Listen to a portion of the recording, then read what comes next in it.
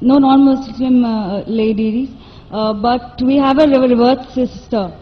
So if the chairperson permits, could we allow her? Okay, we'd allow that. Assalamu alaikum. My name is Mariam Sharif. I'm from Ireland and a physical therapist by profession. Alhamdulillah, I got a chance to accept Islam. But my question is, my father never got the chance, and shirk is the biggest sin, and I want to know if there is a specific dua or something I can read on his name so that his sin will be forgiven. Sister asked a question that Alhamdulillah she had accepted Islam, and she says that unfortunately her father, he died as a mushrik.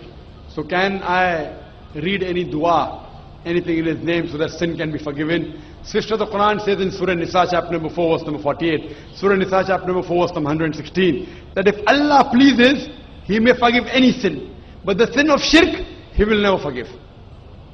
Because a person who has done shirk has committed the most heinous sin.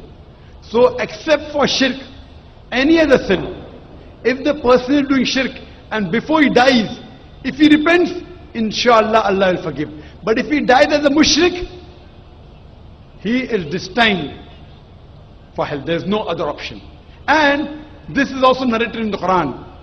When Ibrahim, may peace be upon him, Prophet Ibrahim, when he prays for his father, who was a mushrik, then a verse was revealed that when the person is alive, you can ask Allah to give hidayah to your parents, to your father, to your mother, to your brother. May Allah guide them to the straight path. But if they die as a mushrik, and if you know they died as a mushrik, you cannot pray for them. You can only pray that, oh my God, oh my Lord Allah, make from my offsprings Muslims who will submit their will to Allah. And this is the dua of Ibrahim alayhi salam.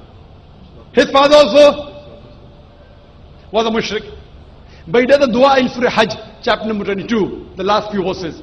He prays that make my offsprings those who would submit their will to Allah, who will be Muslims. And we find that both his children, Ishmael alayhi salam and Ishaq alayhi salam, both of them became messengers of Allah subhanahu wa ta'ala. So what I request to you, sister, you make a dua to Allah subhanahu wa ta'ala that may your offsprings be the one who will submit their will to Allah and be on the straight path. Hope that answers the question.